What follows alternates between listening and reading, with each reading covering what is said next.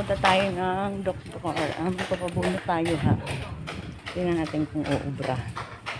So habang naglalakad tayo, bigla akong napansin si nanay. Taga saan kayo, Nay? Taga saan kayo? Taga saan kayo? 71. 71? Ba't nandito kayo? Wala pa. Sino inaantay nyo dito? Ngayak-iyak si nanay. Kasi tinatanong ko nga siya kung sino inaantay niya sa kalot lahat. Siyempre, malambot yung puso, kaya binigyan kong pera. Salamat kaya. Sige. Asan ba kayo umuwi? Tatawid. Sige, uwi na kayo. Mamagato. O ba't kayo umaalis na namamaga yung paa nyo? Ba't namaga yan? Ay, ano yan? Rayuma? Rayuma. Hindi ako makalakad na 2 taon na to. Pahilot Hindi ko nyo. maiulit Wala ba kayong to. anak? Wala ba kayong mga anak? Kaya ako nahingi. Kasi yung mga apo ko, hindi kumakain kagabi pa.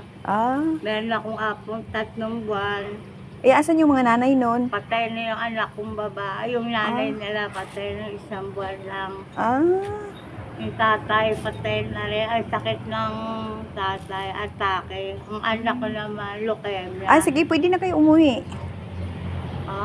Uwi na kayo sa Tatawid. Mamangingi pa ako pambili ng bigas namin. Sige na yan. Kasi pupunta pa ako sa doktor, no? Ingat kayo. Salamat. Opo. Ingat po kayo, Nay. So, naglalakad tayo, no? Galing tayo na dandaanan natin si nanay. Pupunta tayo ng dental. Kasi magpapabunot ako. Subukan ko mabubunot na itong ngipin natin. Ito yung lalakarin natin. Sa pinakadulo ata.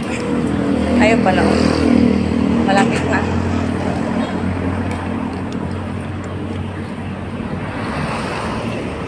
So nakakaawa pala si yung si nanay. Ako mahabagin yung puso ko sa ganyan. Kaya lang, hindi naman ako mayaman. Kaya kung magkano lang yung pera na, 200 lang yung pera ko. So binigay ko yung 100 sa kanya. Diba? So dito na tayo. Magpunta tayo dito. Mababuno tayo. Yan. Mamay update ko kayo. Dito na tayo, no?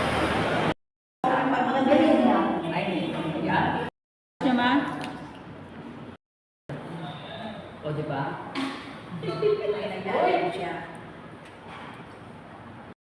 So, ayan, magpapabunot tayo.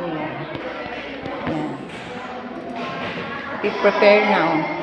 Takot na ba tayo nito? Wala pa yung dentist. Tantay natin.